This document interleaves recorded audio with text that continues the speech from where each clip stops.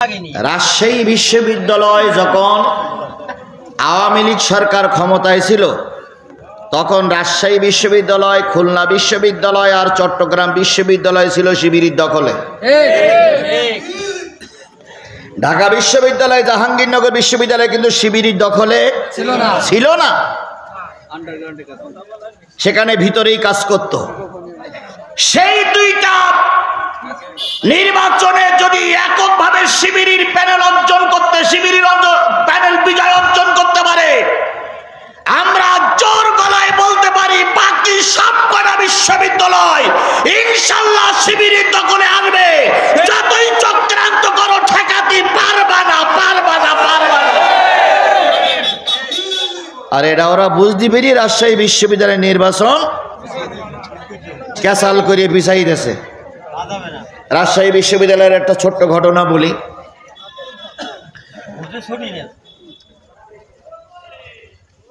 আওয়ামী লীগের, ছাত্রলীগের ছেলেরা মিছিল করতেছে, তো শিবিরি ছেলেরা মোটে মিছিল করার সুযোগ পায় না। তো মিছিল করতেছে, সামনে পুলিশ, পিছনে পুলিশ, স্লোগান দিচ্ছে জয় বাংলা। তো এখন স্লোগান দিচ্ছে, এখন শিবিরের ছেলেরা মনে করলে আমরা তো সুযোগ মোটে পাই না।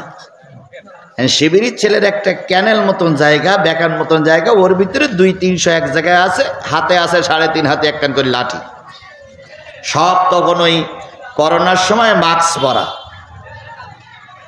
পুলিশ সামনে চলে গেল, পুলিশ পিছনে, আর ওই বেকন ঘুরিয়ে একদল ছাত্রলীগ সামনে পড়ে গেছে আর একদল পিছনে। উড়ির ভিতরে এই 300 শিবিরের পোলা ওর ভিতরে ঢুকে ওরাও স্লোগান দিচ্ছে জয় বাংলা। তাহলে সামনের লোক মনে করলে এরা আমাদের, পিছনের লোক মনে করলে এরা আমাদের। স্লোগান কিন্তু চলছে। কি ওদের সেরাঙ্গিত আছে আল্লাহ ভালো জানে, ওদের কাছে তো বুদ্ধিটি পারা যায় না ভাই। ওরা যে কোন বুদ্ধি খাইছে আর আমরা যে কোন বুদ্ধি খাইছি আল্লাহ ভালো জানে। এরা এত কৌশল যে কোথায় পায়, আল্লাহ ওদের পরে রহমত করুক, রহমত করুক, রহমত করুক।